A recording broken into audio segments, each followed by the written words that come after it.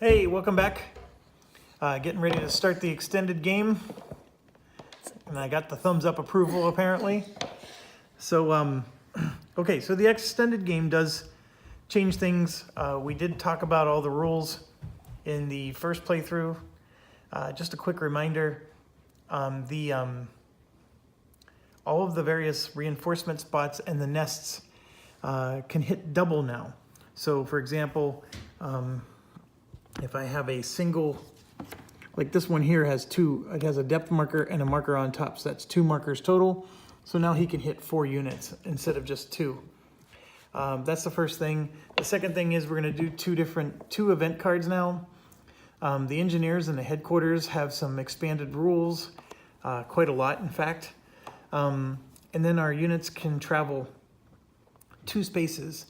And then those 2 spaces are cut short if they're going through hedgerows, or I guess they're called bocage, if I'm pronouncing that correct, in this game. And you can easily tell what they are, you know, with these symbols here. So the other thing is we were explaining is they now have, on the German fire phase, they're going to have a lot of actions. Those actions are all listed here. So these letters that we've been ignoring now all mean something.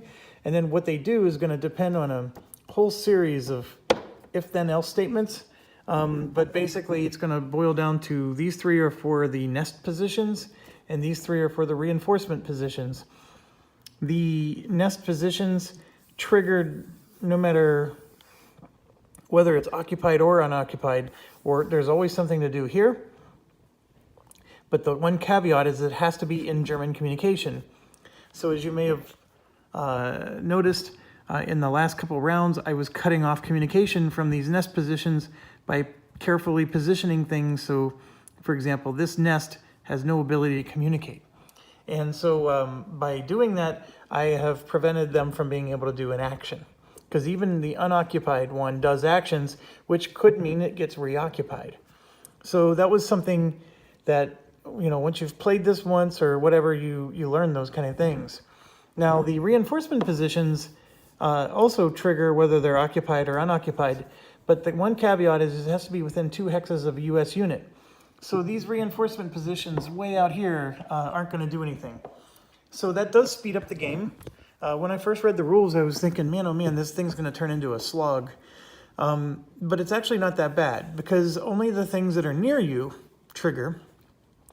But when I use the word only, be careful, because it's not like they're that easy. But anyways, so let's go ahead and jump in. The other thing I recommend that you do is there is this sheet.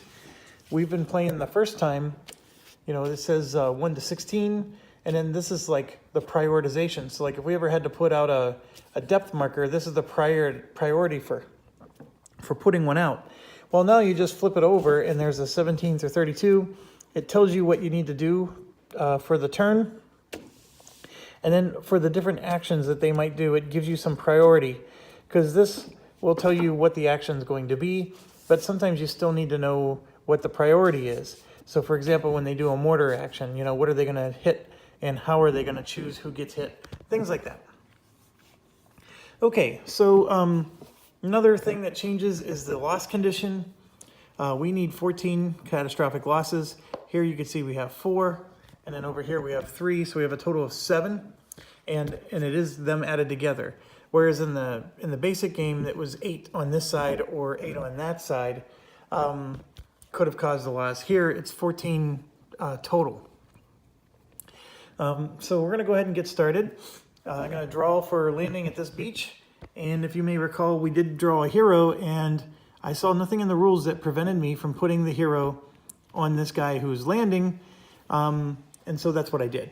Okay, so I'm going to draw, and I just realized I got to flip this over. And we have a new, so after turn 14, infantry always land. And we don't have to check for landing anymore, unless it's a mine, of course, which there's no mine symbol. So the only thing we have to check from here on out is the artillery and then everything else. and this is just a special amphibious artillery, and then everything else is its own category. So we actually have a nice simpler chart, and just understand we never want B, because this loses a step and this gets removed from the game. And then we don't want A either, because A gets eliminated or delayed. C is pretty bad for this one, but great for that one. Anyways, it's quite a mess. So I drew one, but I'm not sure I needed to. Let me look at this. These are just all infantry units. So we are at high tide now. So that means this one would have been destroyed. Now that I think about it. Yes, we lost that unit because we're at high tide now. So this is going to land all the way up there and all the way up there. So yes, we do have stacking limit issues. So we're going to have to take care of that. I think we're going to be okay. It's actually a little scary, but because we now have, well, technically we only have 2 stacking issues, and this one's a hero, so we're going to be fine. Okay, so I'm coming over to here, and I'm realizing I don't need to draw a card, and I'm really sad because this would have been another hero marker. So I would have been smart enough to not draw a card and actually gotten a hero marker. All right, so we got a stacking limit issue there. And these guys are all landing. There's another stacking limit issue. We do have concentrated unit issues, but nobody's shooting at the beach, so that's why I'm confidently concentrating them up. So everybody lands, and now we're gonna just draw an event. And like I said, I'm sad because that last event was good. And let's hope this one's good too. And we are on turn 11 through 20. Remove disruption from all German positions. Oh, that's not good. Well, we have 1 disrupted unit, this guy. And if I see another one that I miss, oh, we got another one. This guy over here. Yeah, see, that's way worse than getting a hero. What kind of bullcrap is that? Okay, so now I think, yes, they're going to get to do fire, and we're getting lucky with this one because you can see orange is up, and now we have to stop. Okay, so this is orange, and it's an armor symbol. But even with the armor symbol, they're not always firing. And here you can see if it's unoccupied, they do no action. So in this case, nothing happens. And why am I looking at that? Because we have a unit here and 2 spaces away was this. So we had to resolve that. Okay, so orange is nothing. Purple is a double. So nobody from purple's hitting us, but we do have an R. And so we don't have to worry about any nests, but we do have 2 purples. So if it's an unoccupied that's in German communication within 2 hexes of a US unit, it's going to reinforce. If it's a VP position, it's going to reinforce with a depth marker.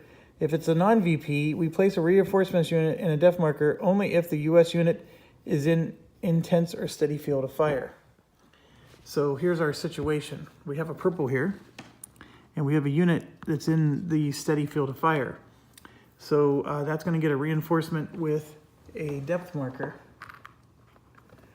And as you may have noticed, these reinforcements have been tough compared to the nest units. So there's one there, but we can't stop. There's another purple one here that's also a VP unit. So I'm going to get a reinforcement and a building depth and put it there. And then lastly, we go to blue, but there's no blue nearby, so we don't have to do anything. This blue, we are occupying it, so they can't do anything. Okay, so that's that side. So let's go to the other side. And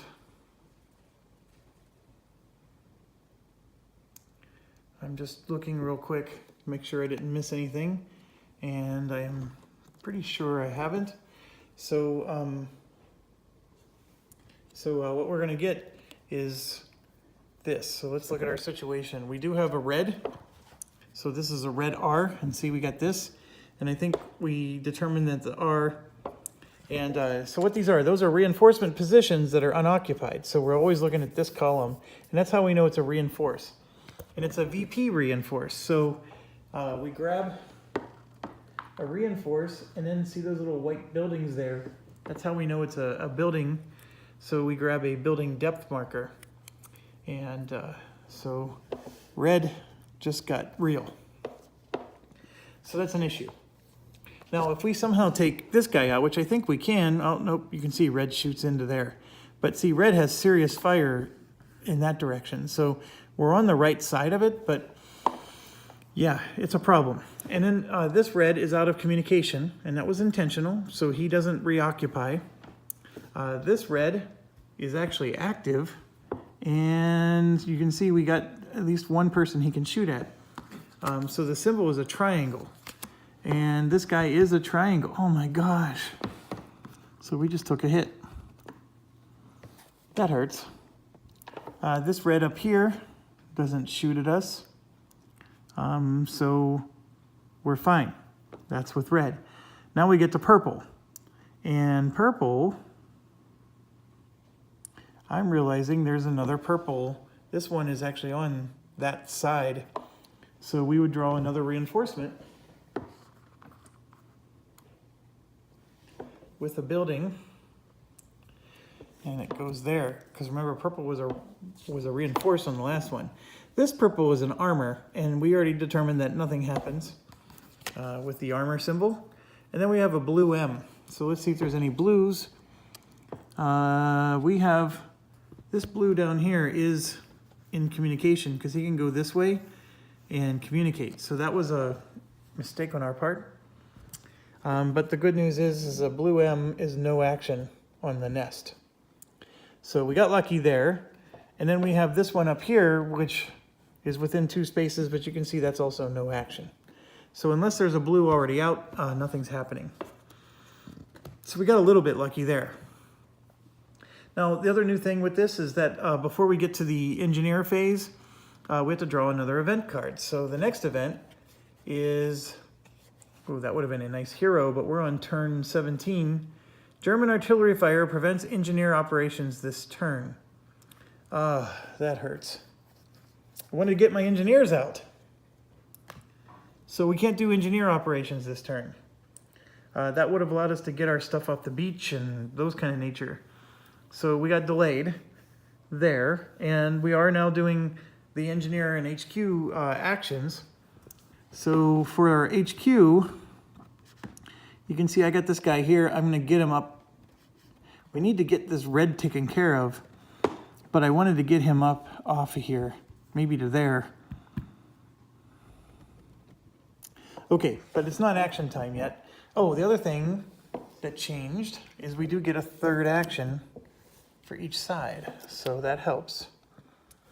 All right, now we go over to here, and my HQ is currently in the fire zone, so he can't become a command post. So there's nothing I can do during the HQ and engineering phase. Obviously, we'd be able to put out some engineers, but that event prevented us from doing that. So that was a crappy event. Okay, so now we go to our actions. And starting with here, he needs a flank and a bazooka. We got a bazooka here. This is the flank. Actually, he has the bazooka too. So this guy's dead. Pretty easy peasy there. This one is going to back up to there because we can't let him reinforce. And these two have already gone. So they're done.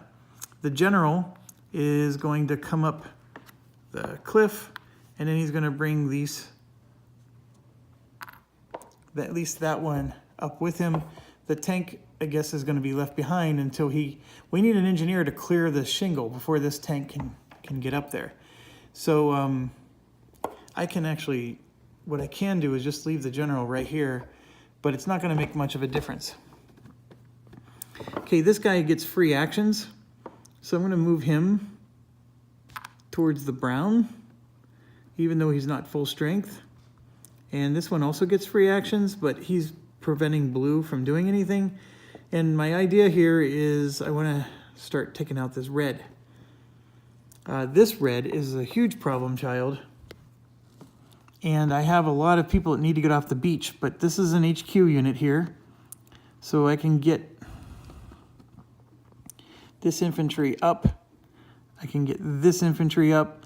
I don't care about concentration because this red is not firing.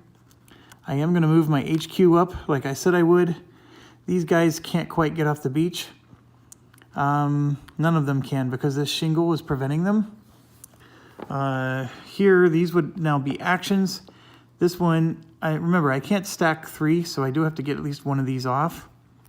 So this guy is going to move off, and that's one of my actions. Okay, so now I got 2 more actions, and I think what I want to do is this guy is going to move. Well, that's a free action for him to move there. And this guy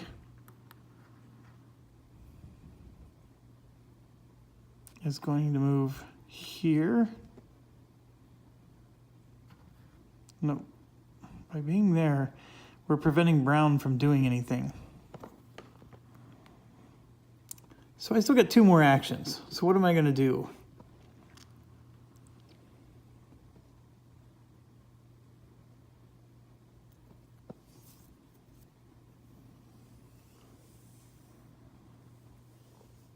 I would like to get stuff off the beach, of course. I want to kill this red. So this is an option, but these are heavy fire zones. So I can get shredded quite badly if I step up here. That's what my concern is. That's where all my thought is going. This guy is awesome because he shoots 2 spaces away. And so a part of me is like, is there another one? And there is. There's this guy right here. So the HQ unit was there, but I'm going to spend the second action to move this guy up because he can shoot 2 spaces away, and I'd like to get him here, and then he can shoot 2 spaces away and hit this red unit. One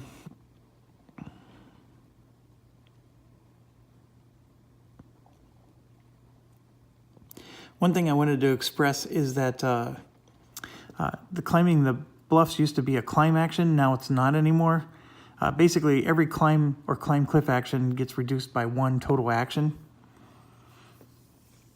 In the extended game, I get 1 more action, so I think, I would love to do something with these guys, but these guys are actually preventing him from getting communication. This one, same deal. He can't get any communication because these 2 are preventing them. This little unit that's near dead is the perfect kind of unit to park on these, but I actually have another plan, and that's the engineering bases, but I just can't get an engineering base going right now because of that stupid event. Yeah, Jeff, tell him what you really think. So this guy gets a free action. Well, let me finish my final action. I'm going to move this guy up.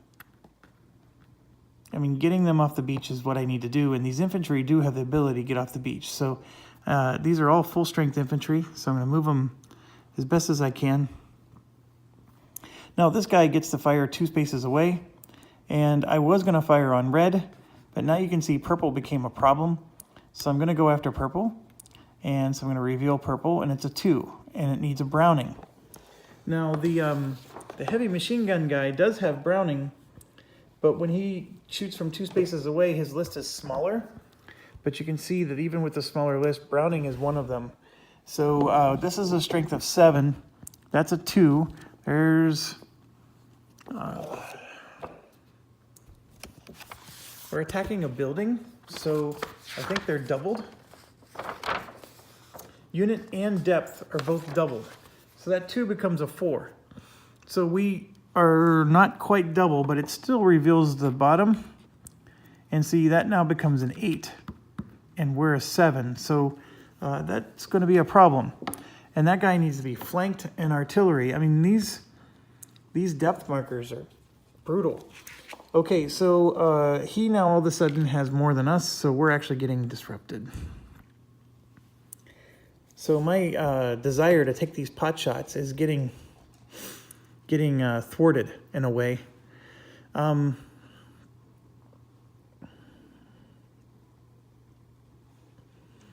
think I have to sit tight for a few rounds and just do almost next to nothing until these engineer bases get formed. It's really weird because this extended game is not that many rounds, but I need to get my engineering bases in place so they can start doing what they need to do. Okay, so this side's done. We're moving over to this side. And it would look like, you know, hey, I can just come in and start taking him on. But I don't want to because I'm preventing red from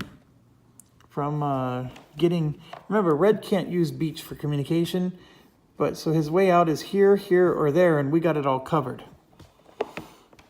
So we're basically preventing them from doing stuff. This guy was disrupted. So all that's happening there is I'm taking off a disruption. And you can easily see I got a whole lot of hurt around me. I'm in trouble, basically. This one does get a free move, and I will move it up to help, but it's not going to help that much. My tank can't do anything because we can't get off the beach. This one gets a free move, so I'm going to go ahead and move him up. This is not a free move, but I will spend it. That's one action. This is another action to get this guy, because we have to get our guys out of the stacking limit issue. And I definitely want to kill him, but I have an HQ here, so this is all free actions. So I just need a flank, and it's a strength 3, so I need to be double. And both of these guys were injured. So I can use these two guys to attack and destroy him. So that's destroyed.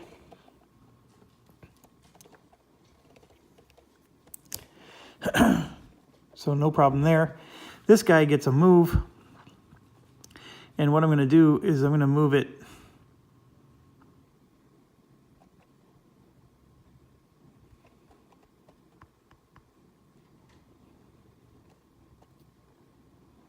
here. I think the rules are that even though this guy has occupation there, or zone of control there, that this can still reinforce. So we do need to get on to the actual spots. And I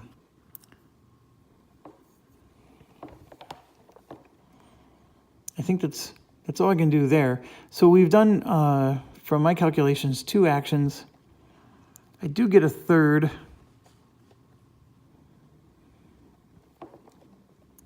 So I'll just take this infantry and also move that one up for my third.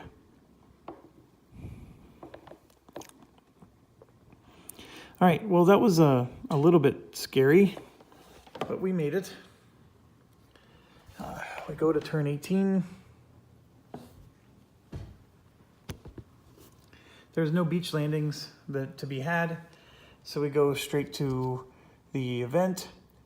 And the event is German reinforcements, 1 in each in zones B, D, and G. So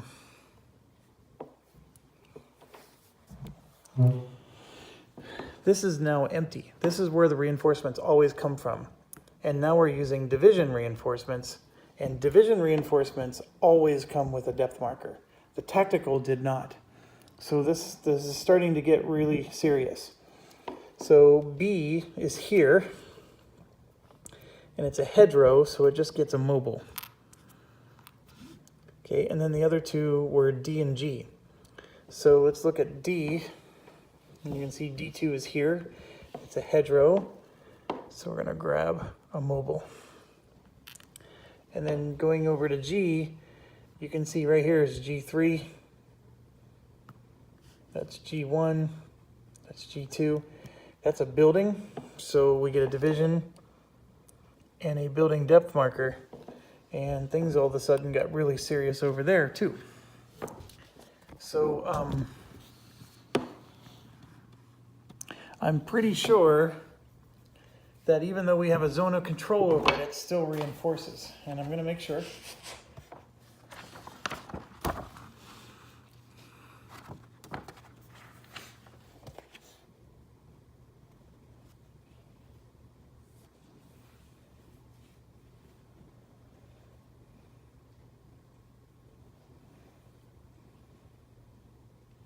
It must be in communication in order to receive a unit. An unoccupied German position may be adjacent to U.S. units and still be in communication, and thus it's eligible to receive a reinforcement. And that was the situation there. That brown, and you may have noticed I was trying to go to the brown, but this brown had communication out this way and out that way. So that's why he was able to reinforce. Okay, so that event stunk. Now we do the firing, which is going to stink even more, I think. So let's start with this side, and we get orange, which is an R, and we know that that's going to be the reinforce. Yes, it is. So right here you can see there's an R, it's a VP. So it's going to be a division reinforcement with a building.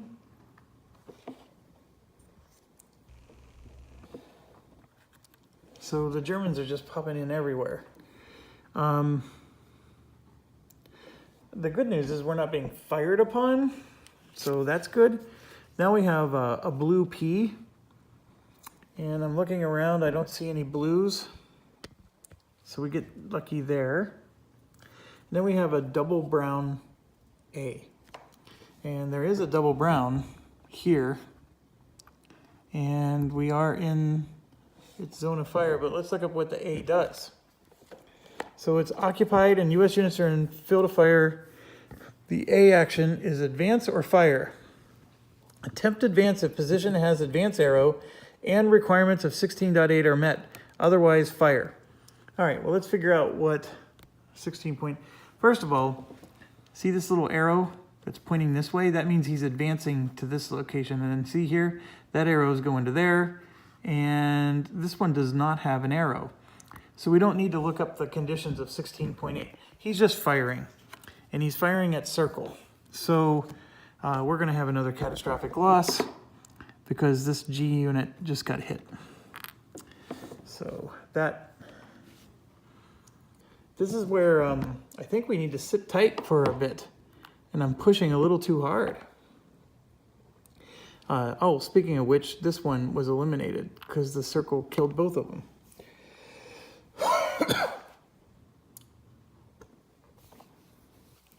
And yeah, we're just sitting, this general is sitting with just the weakest stuff possible around it.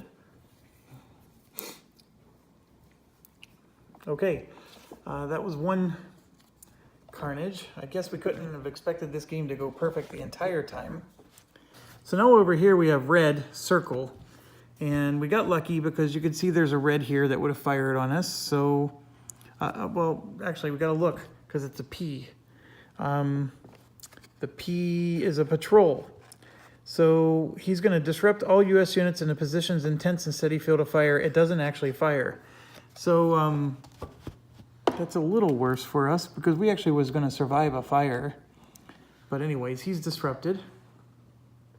And then going back to red, you can see we got another one here.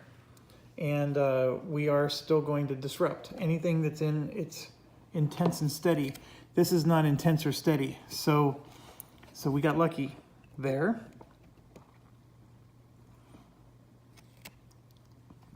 And this red one doesn't do anything.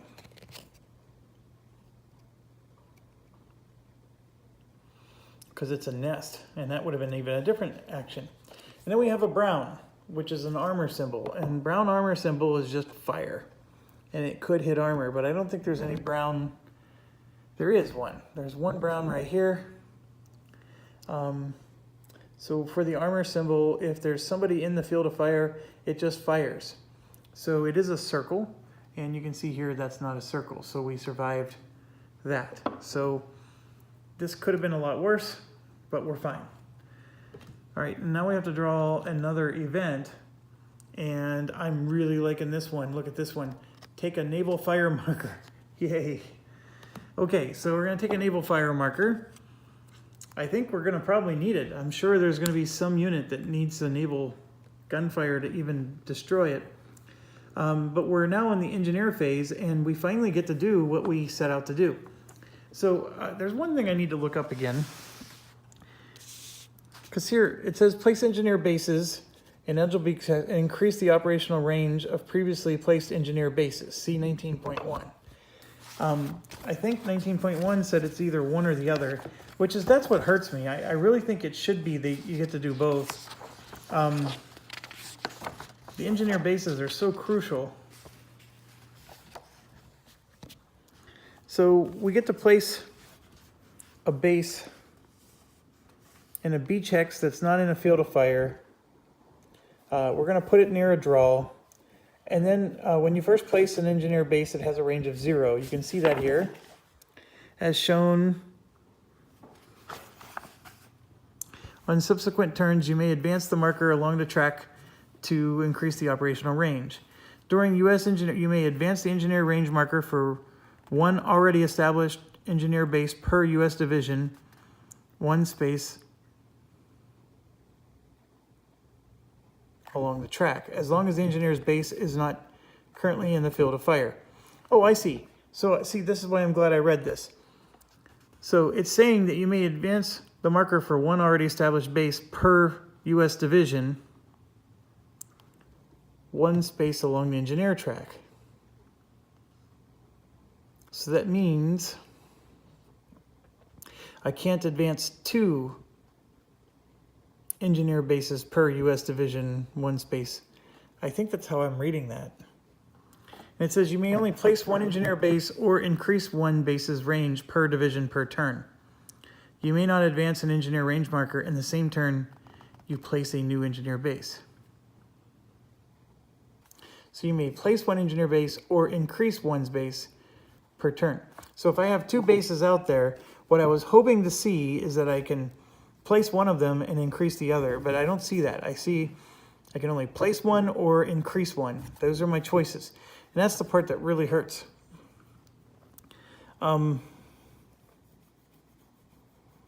So these draws are going to get interesting. I have to pick a draw that I'm going to start invading with, and then otherwise I'm going to have to just relax and sit back. And I'm looking at this situation, and I think I'm going to have to relax and sit back on this one, which means I need to back away from this brown. This one's a problem because I have this, but I think I can solve for that. I think I need to just clear out this area and let these things be. And here's what I mean by that. If I can only, I have to place an engineer unit down, and then what that engineer does is it starts to get range, right? As it gets range, these mines on this road get cleared, this anti-tank wall gets cleared, and then I can finally get a tank and my other units to come through. That's what I need.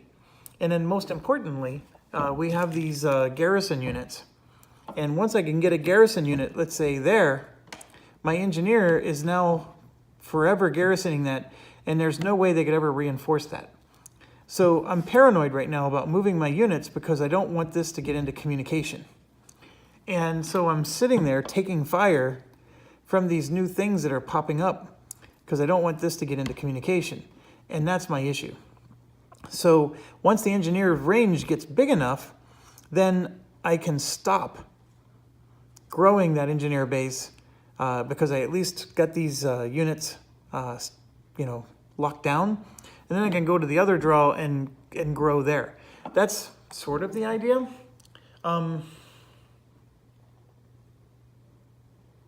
So I need to do that so I can abandon the right side of the map. And then for the left side of the map, obviously I need to get engineer base going there. And then what that does is the engineers also help us get things off the beach. So I'm just looking at the situation and I'm seeing like I need like 4 or 5 turns before I can ever make any serious dent in this progress. So no tanks, no artillery, nothing is getting off this beach for like 4 or 5 turns. And that's what I'm seeing here. And there's a part of me that's like, is that really how I'm supposed to behave? I mean, am I supposed to just let it let it fester for a while, and I don't see any reason that I can't fix this. So anyways, I'm not gonna whine and complain too much more. Let's get this going. The good news is I'm placing an engineer base on both sides. That's a given. And so I'm gonna just come over here and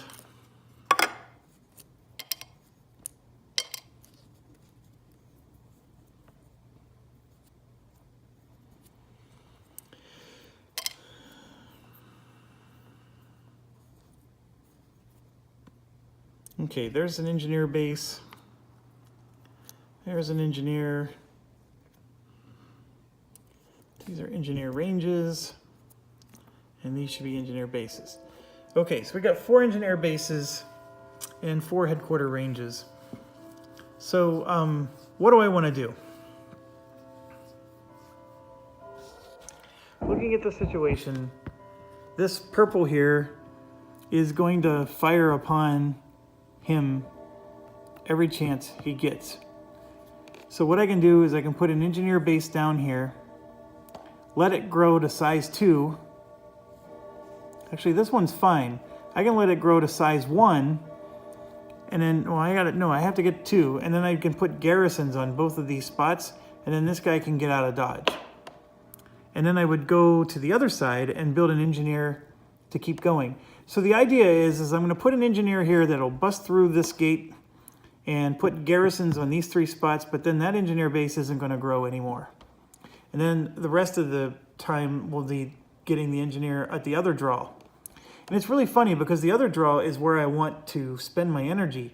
But by doing this, I'm making these units available, and then once I lock this down, they can't come in and infiltrate this anymore.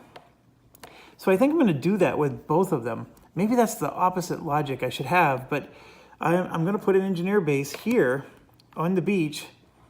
And so that's the 1 through 37, and then this range is a 0.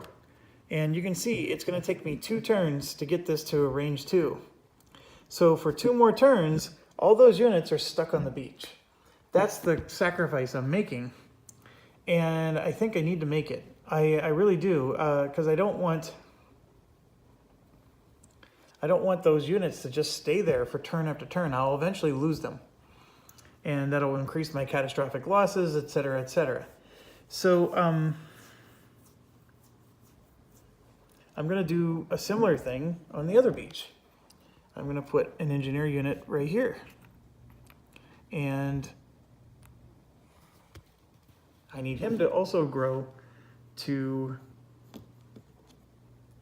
range 2. So both of them have an engineer range of 0, and that's what that represents. Now this one, I'm in an interesting situation. I'm going to turn this into a command post. Now, I probably should be more over towards the middle where this general is. But I'm going to do this because then I can at least have this whole side. So then by doing that, I get to put an HQ range. He's number 16. His range is now 1. This goes up automatically every time. So I don't have to do anything special for that to go up, but you can see it takes a while for it to go up.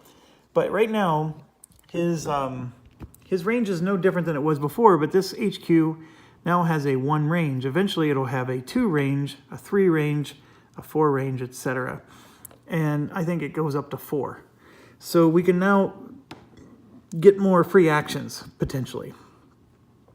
So in the meantime, I do have to sit tight because I'm trying to hold on to reinforcement spots, but I will move this one up so red doesn't reinforce.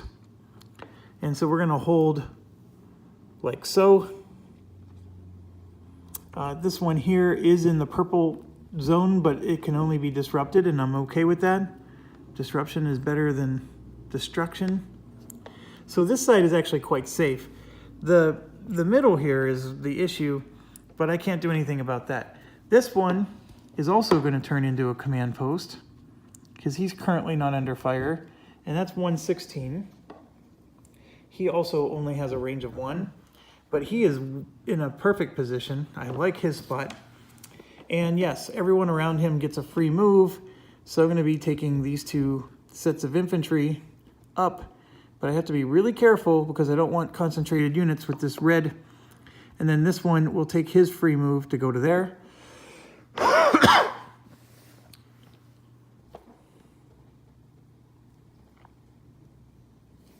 Okay, now we go over to here. This guy's holding on for dear life because of that purple, but he is in orange's kill zone. Orange could spawn any day. This disruption marker goes away. This guy can't move.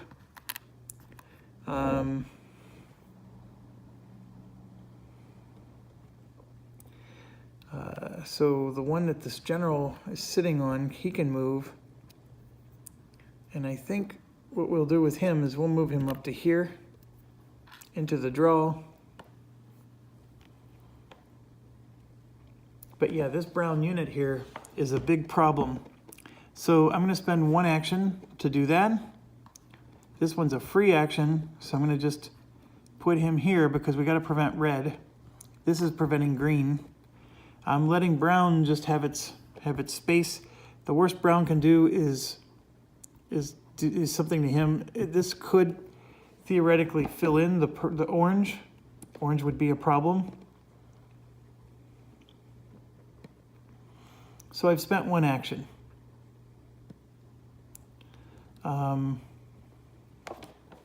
This guy gets a free action, so I will move it up like that. These guys don't get free actions over here, so we got to figure out. This one's going to remove his disruption marker, for example. And I do have a hero here, but he's preventing his communication. I have two more actions.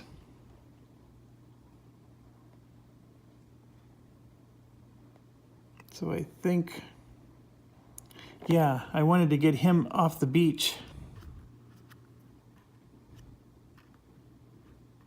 So what I'm going to do is I'm going to move both of these infantry there. That is a concentrated unit, but nobody can fire there. That's the whole reason the HQ's there. I'm moving him here so the HQ can give him a free action next turn. You know what? It doesn't matter because the HQ is going to expand before he goes next turn. So I'm going to leave the situation like that. So that was action 2, and I got one more action. And I'll go ahead and move this one up for action 3.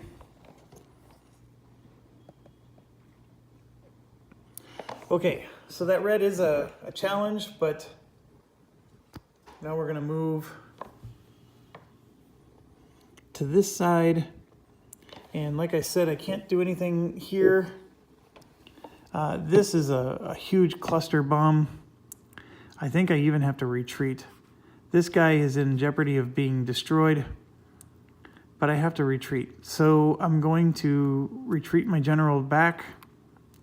These guys both get a free move, and they're going to retreat back. We're letting purple have its space. Brown could hurt these two, but my general is going to move back, and that's that. So I get 3 actions, so I'm going to just start pushing infantry off the beach because they're the only ones that can really move. So for example, this one is going to go into the range of the general. That one will go that way. And then my third one, this one gets a free move. See, this is what hurts. This guy needs to be flanked. You see that? And I can't use my hero wildcard for flanks. That's the one drawback, although I could attack from this direction. So I'm going to go ahead and move this guy there. And this one gets a free move there.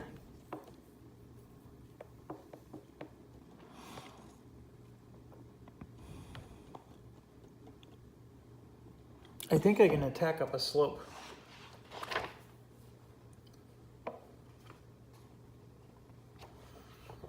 I don't think a slope is considered to be high terrain. I'm looking.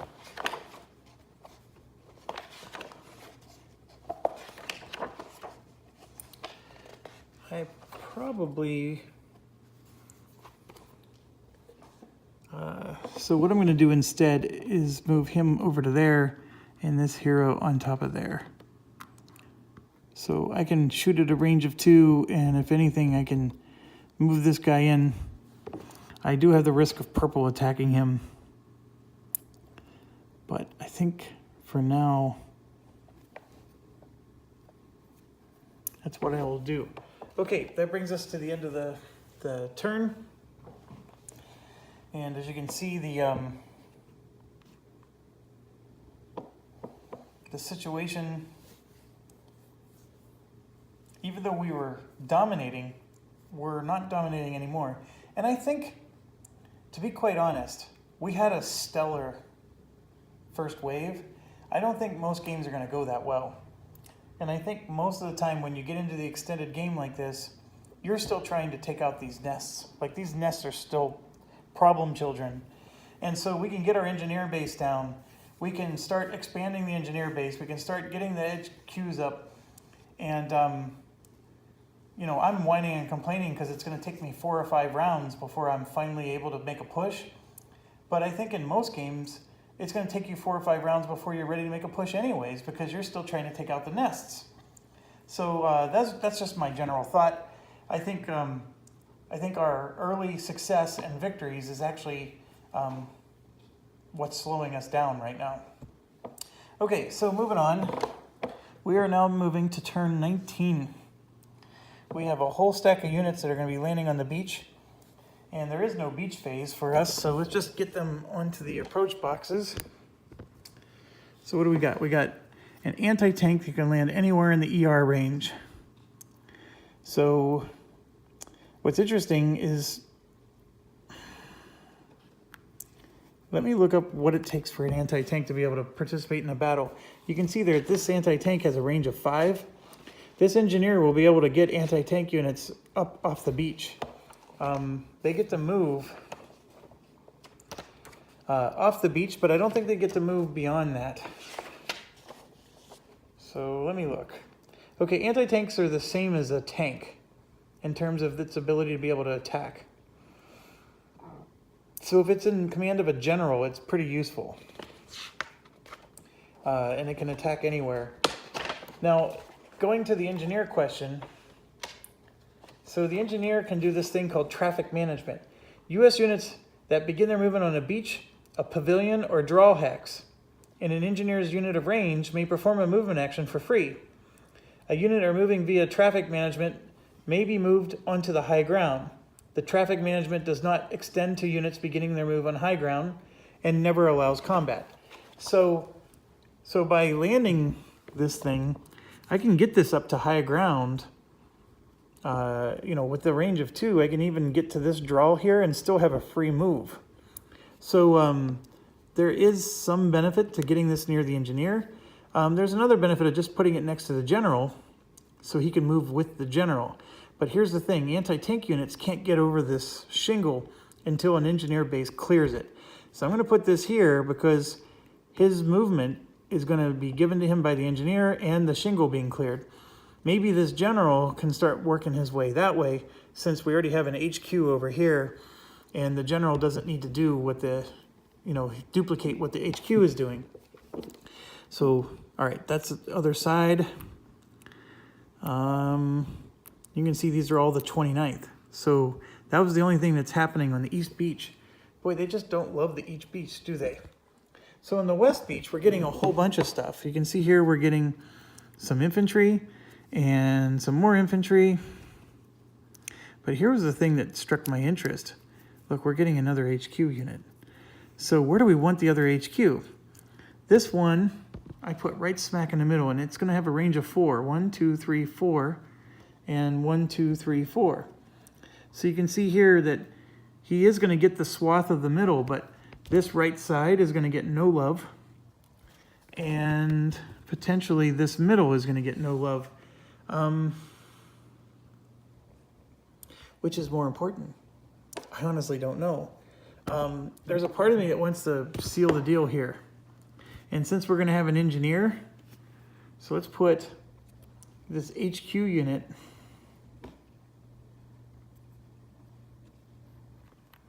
Can an HQ unit climb a cliff?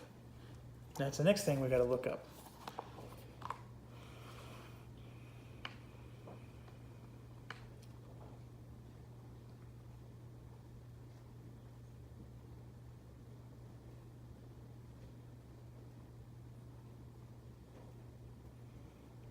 I got an answer of no on that one.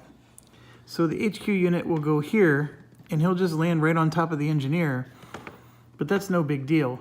So what am I thinking of doing with the HQ unit? Well, I'm thinking if I can get him here, then we got 1, 2, 3, 4. 1, 2, 3, 4. So like he can basically provide, but the problem is he's overlapping with this one. The other option is if I can get the HQ unit to go deep, right, like to here, then I'm, going deep into the board. An HQ unit, by the way, can always pack up and move, but then its range drops back to 1 again. So, I already have a general here who's giving free actions as long as I'm careful about only going after one thing at a time. So maybe what I'll do is I'm going to put this HQ unit over here. Since you can see the other HQ unit is actually more off to the right, I'm going to put him on the far left side, and we're going to set him up somewhere over here so we can go after in the middle of the board. So that's what we're going to do. And with that being said, I'm going to give him an infantry. That's a heavy infantry to help him. But you know what? This heavy infantry is going to go help the general. So I'm going to put it over by the general. And we're going to give him at least that infantry, though. And that one. And I'm going to give the general another one. I have a lot of infantry over here. That's the reason why I'm thinking I'm just going to help the general here. Yeah, that's what I'm going to do. So what you can see is 2 of them are going to land right next to the general, and then these ones will land with the HQ, and they'll be able to move with the HQ. So the good news is we might be able to get a second HQ established real quick and have basically 2 command posts. Okay, so that's the beach phase. Now it's time to draw an event. So let's see what we get. Well, we like that. Place a hero marker on any U.S. unit in the 29th Division, and notice they're not getting any reinforcements or depth markers. So that's pretty interesting. See, look, for 2 to 10, that would have been a bad one, but now it's a good one. So we get a hero. I only have 3 hero tokens left. That's awesome. And I'm thinking I want to give the hero to this machine gunner that we just had.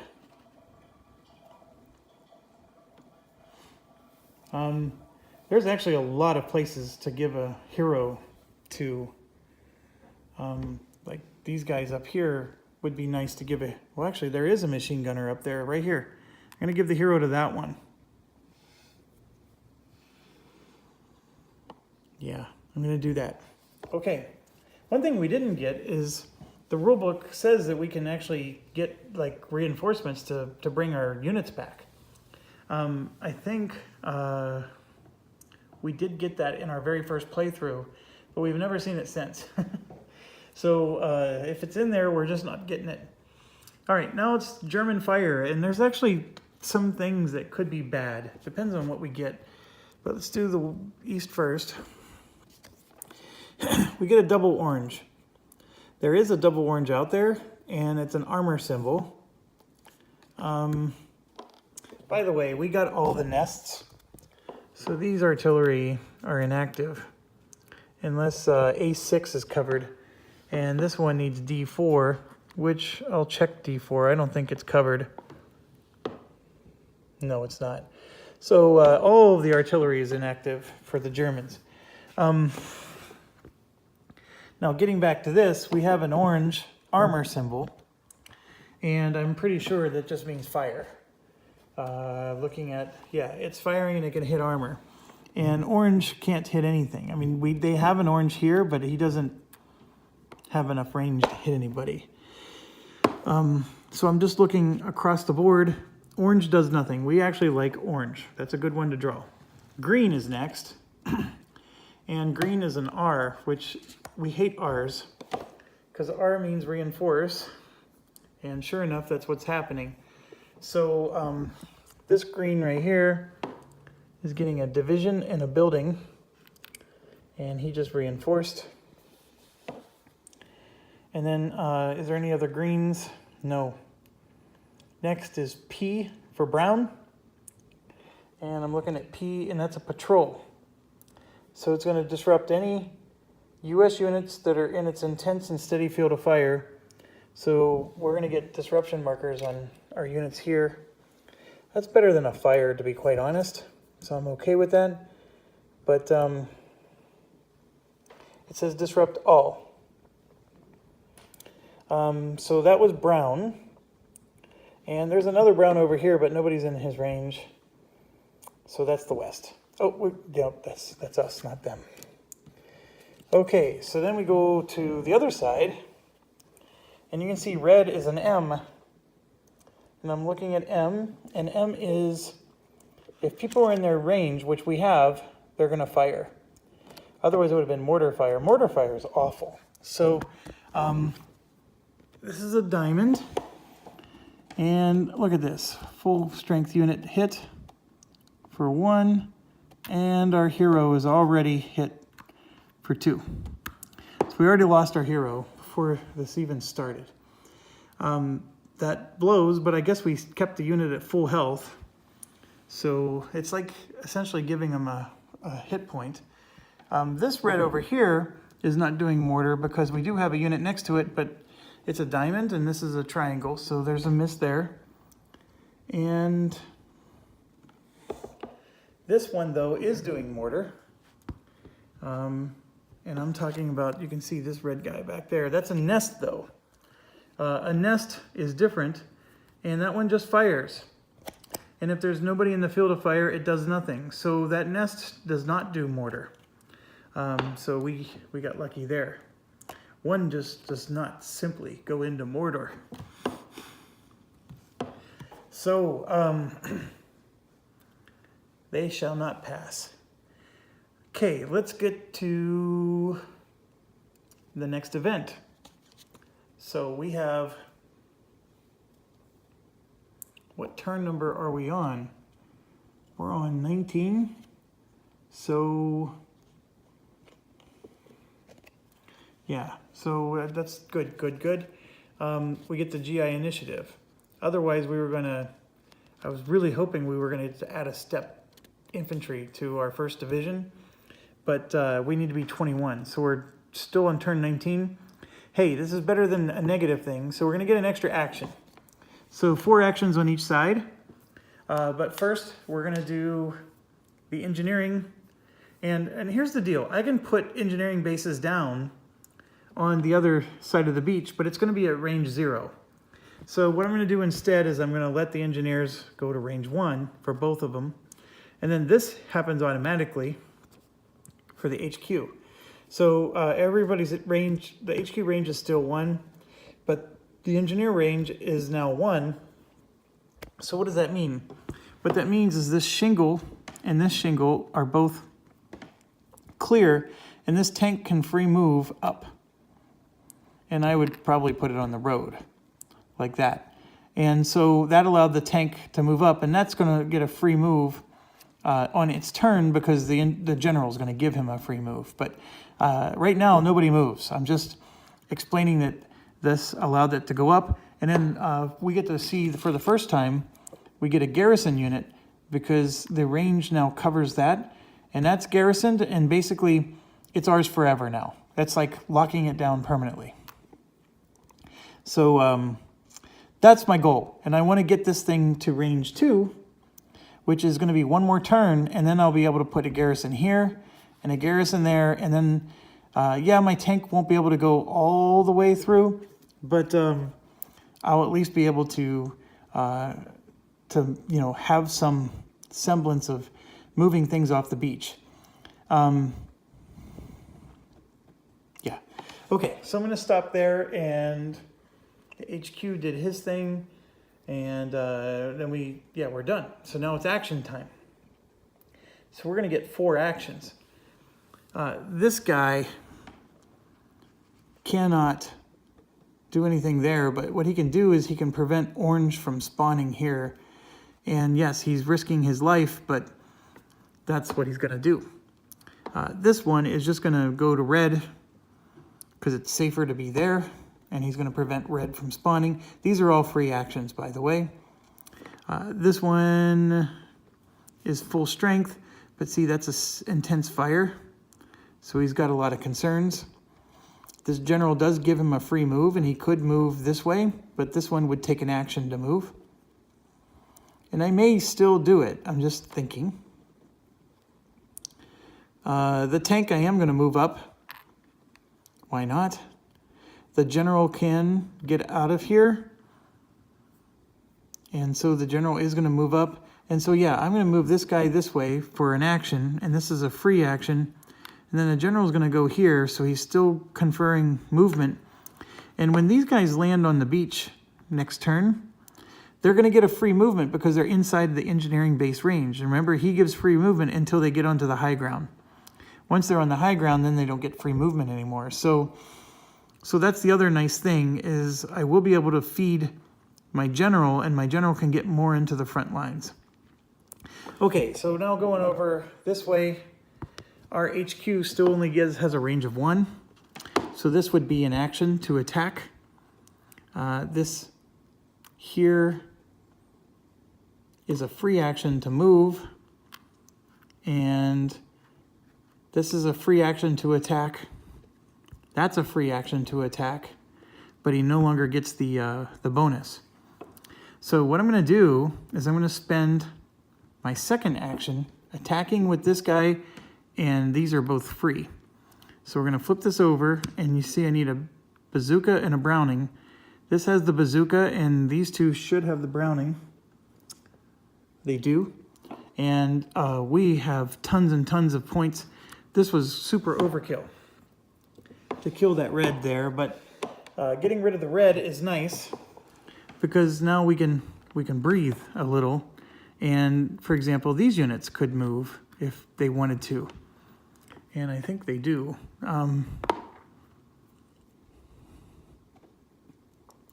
still have 2 actions left. I just need to figure out what do I want to do. And yeah, I'm going to move something. I just don't know what. This guy has a range of 2, and he's going to attack this.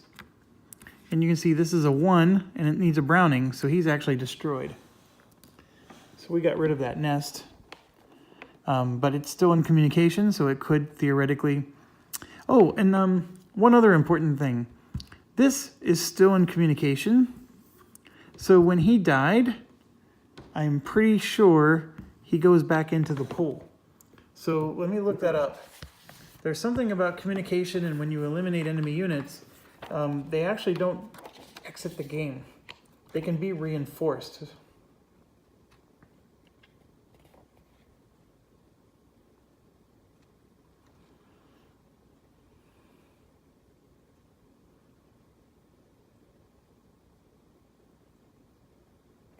Now the depth markers never get...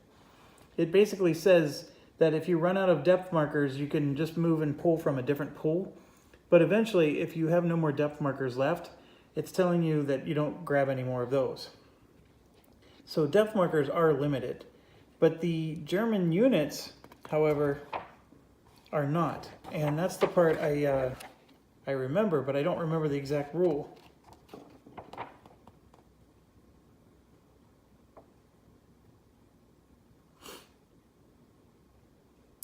So a German position must be in communication to get a reinforcement, to get a depth marker, to withdraw after being defeated by a U.S. attack or perform certain actions. So it's that withdraw after U.S. attack part that I need to understand better. When a U.S. attack defeats a German reinforcement unit of the 352nd Division, the unit withdraws instead of being eliminated, if it can trace communication. Defeated units not eligible to withdraw removed are a nest unit, a reinforcement unit in the 716th Division, or a unit that's not in communication. So let's figure out, what does a 352nd Division look like versus a 716th? So I just, while I was looking in the rules, we've defeated 3 tactical reinforcements. And how do I know that that's from the 316th versus the, I mean, I see 726 on the top. Oh, and of course my rules book flipped shut.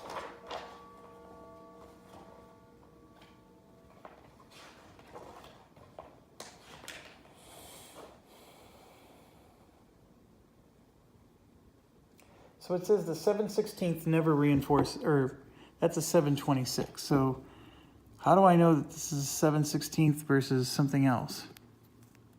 It doesn't say.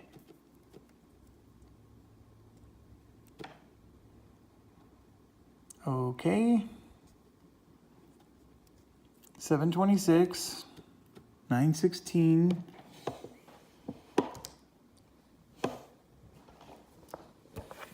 All right, I'm in an hour, so I will spare you waiting, and I will end the video, and stay awesome, and I'll see you in a few seconds. I just need to figure out, how do I identify which German units are which for this purpose. Thank you.